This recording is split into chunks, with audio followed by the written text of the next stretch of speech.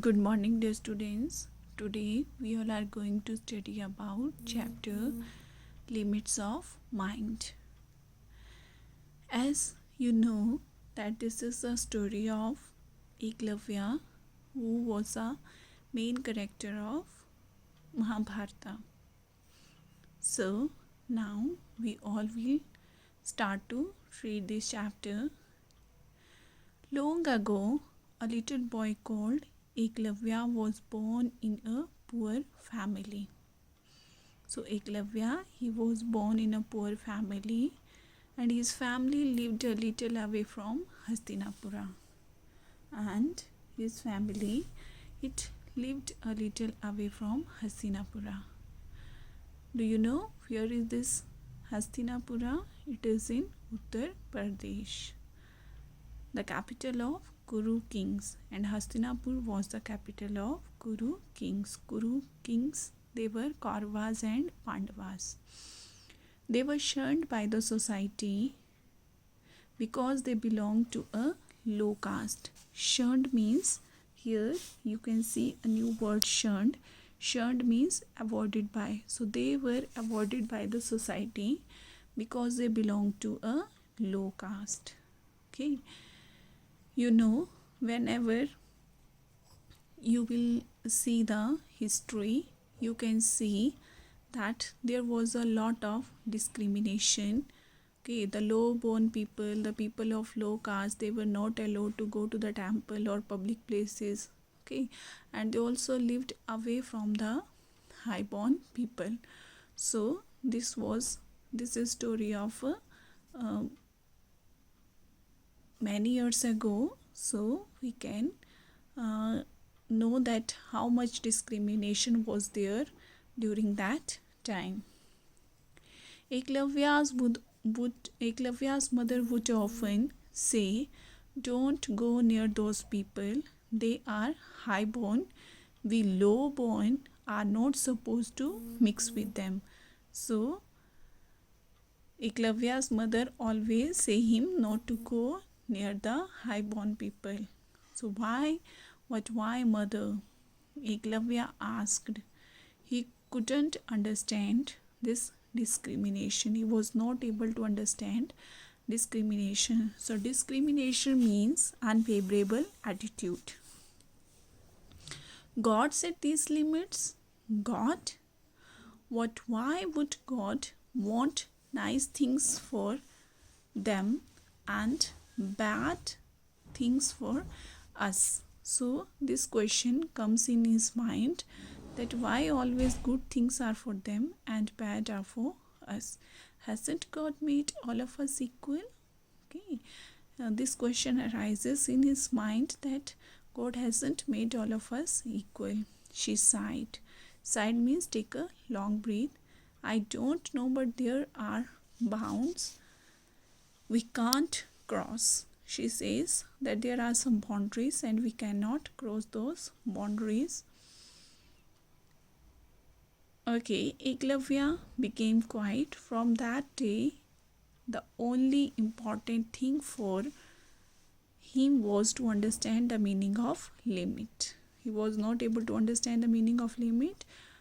He wanted to understand the meaning of limits. One day Eklavya saw beautiful chariots coming into the forest near his village. Okay. He saw the boys of his age get out of the chariots. He saw that boys like him, they were in the chariots and they were coming out of the chariots. Last, an old man with snowy white hair came out looking stern but calm. Here the meaning of stern means, here you can see a new word, stern. Stern means serious. Okay, he was looking serious but he was calm. Eklavya heard his father's voice. So Eklavya's father says, those are the Kuru princes with their great teacher Drona.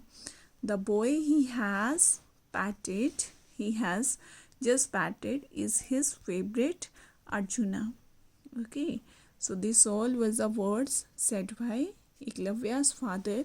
They have come to practice archery, so don't go near them. His father again warned him not to go near them, and they are here to practice archery. So dear students, I'm going to tell you something. So have you heard the spelling of practice?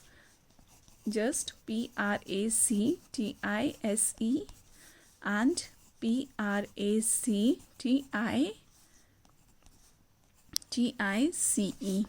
Okay, when this SE, okay, then this means this word is acting as a verb in a sentence, and when CE, it means this verb is acting as a noun in the sentence. So here you can see come to practice archery. Here this practice is verb. Okay, so now come to the next page. The boy started shooting with arrows and bows. What amazing things Arjuna did. He could shoot at a target with closed eyes. So Arjuna's skill in shooting, they were amazing. He can shoot with his closed eyes. He could shoot with his left hand as well as the right. Okay, and the teacher Drona's arrow made fire, chased the thing in circles, and brought rain and lighting. It was magical. All the things, whatever Eklavya saw, all those things, they were amazing for him. They all were looking like a magic. You can see Eklavya here. He is looking all the Kuru princes and Guru Drona hiding behind a tree. Okay, so now what happened? The practice ended. Okay, here CE, you can see here CE. So I have told you, when CE comes, then this act as a noun. Okay, so practice ended. Eklavya went up to Drona and with his folded hand, he went to Drona with folded hand and said, "Great sir, please teach me this magical art." Then he requested him to teach him magical art. Then what did Drona say? "I don't teach the low bone," Drona replied coldly. Coldly means strictly, and turned away. Then, "Master, your arrows don't seem to mind any of the limits." Okay, Eklavya says, "Master, your arrows, they are not in the limits. They bring rain and fire. They do the wonders. How then can you be bound by the thoughts of high and low birth?" Okay, then he says that why you are in the thought of high and low born. Saying this, Eklavya walked away from a glaring Drona. So after saying this, Eklavya walked away. He went away from a glaring Drona. Glaring means looking fiercely. Okay, so here fiercely means looking, having a furious look or violent look. Okay, angry look.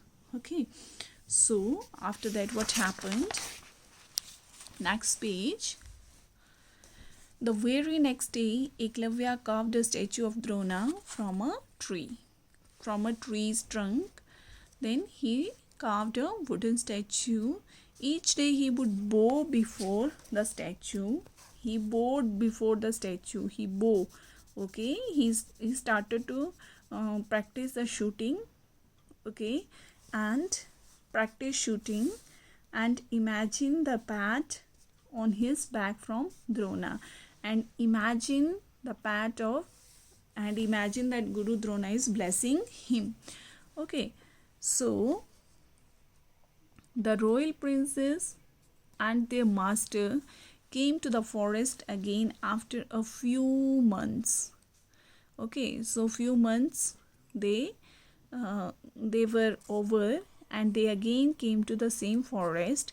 As Arjuna got ready to take aim at a particularly difficult target, as you know that Arjuna was a great shooter, and he was able to hit a difficult task. Okay, so he hit difficult target, so he was ready to hit his difficult target. An arrow reached his target before he could even aim. So before shooting, Arjuna had not shooted still. He was holding his bow and arrow, and what happened that there was an arrow came and hit the target. So everyone was shocked. The shocked boy and their teacher looked around. They all started to look around. They saw Eklavya, who went to touch Drona's feet. So they saw Eklavya, who was touching Drona's feet. Who is your teacher? Drona asked Eklavya quietly. So who is your teacher? Drona asked. Drona asked that who is your teacher? Who taught you archery? Drona asked. Eklavya quietly led him to the statue. Okay, so lead, let.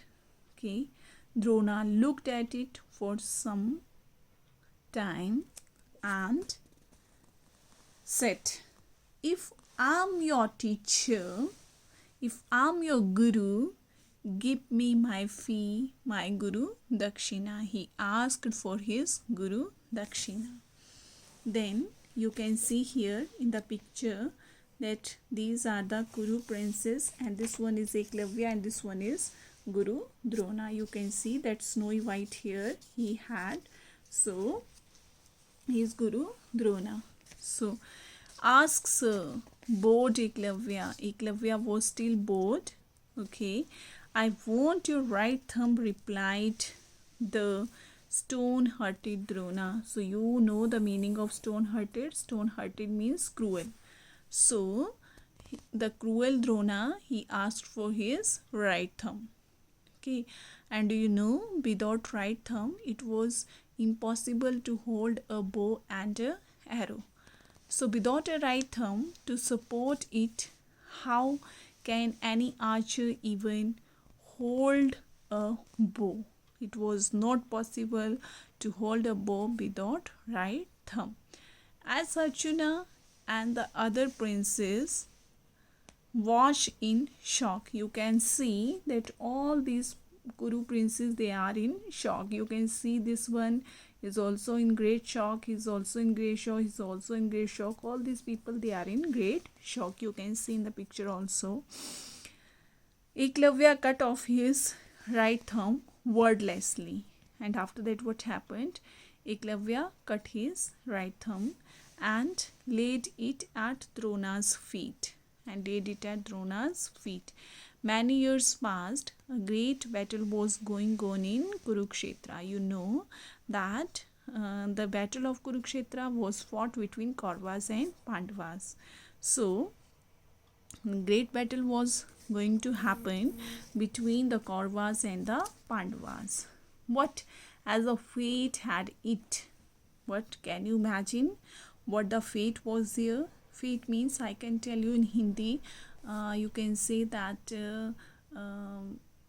bhagya ka khel dekho, as a fate. Okay, so this was, do you mean that luck? Fate means luck. Okay, so the great master Drona was fighting against his favorite pupil. You know that Drona's favorite pupil. Who was Drona's favorite pupil? Yes, Arjuna was Drona's favorite pupil, and here Guru Drona was fighting against his favorite pupil Arjuna. After the day's battle, a sad Drona was sitting in his camp. So here Guru Drona was sad. Because why Drona was sad? Because you know that Arjuna was favorite pupil of Guru Drona, and Arjuna was a great archer, and there was not any person in Kaurva's army who can face Arjuna, because in Kaurva's army there was not any of the great archer, so there was not any person to face Arjuna's arrows, so that's why he was worried, he was sad.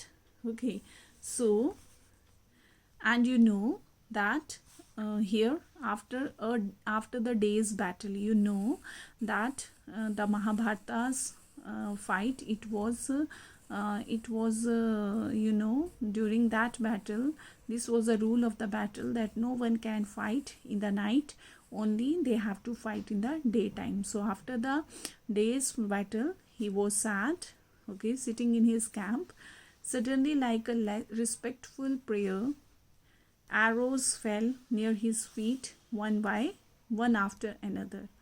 Okay, he looked up and saw the young Eklavya. Okay, so he looked up. When he saw up, then he saw Eklavya. He was young now. Okay, so master, I have learned to shoot with my right thumb. Okay, without my right thumb. So he says that, sir, I have shoot with my without my right thumb. I can shoot with my left hand and with my feet. Okay, and I have taught others and raised an army. Today I am known as a great archer.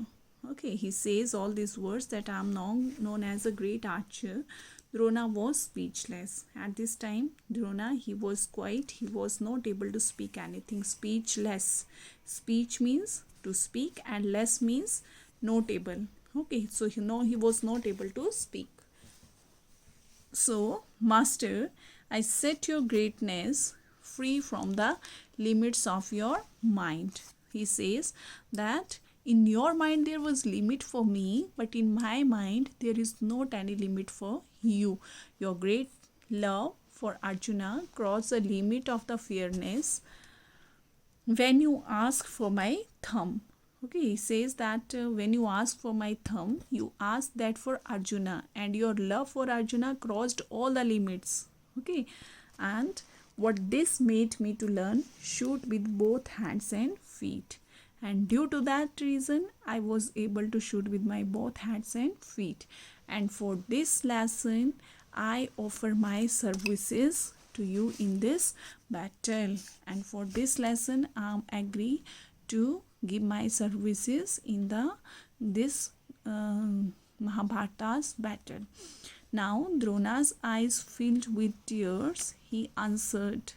Okay, do you know why Drona's eyes filled with tears? Because Drona had not done right with Eklavya, but Eklavya, he still loved his teacher and he was able to help his teacher when his teacher was in problem. So his eyes filled with tears. He answered, yes, it is true. Bounds and limits are in the mind. Real courage is fighting against the wrong limits and respecting the correct ones. So Eklavya, you have taught me a great lesson today. So these were the words of Guru Drona, that you have taught me a great lesson today. So dear students, this was about your chapter. So at last I'm going to discuss the moral of the chapter. So what moral do you get from this story? So we got a moral that if someone wants to do something, okay, if someone is desire to do something, he or she can achieve his or her aim with hard work and other you can say that other moral we can say, where there is a will there is a way. Okay, it means if you are really want to do something, you will certainly be able to find a way of doing it. So this was the moral of the chapter. So thank you and have a nice day to all of you.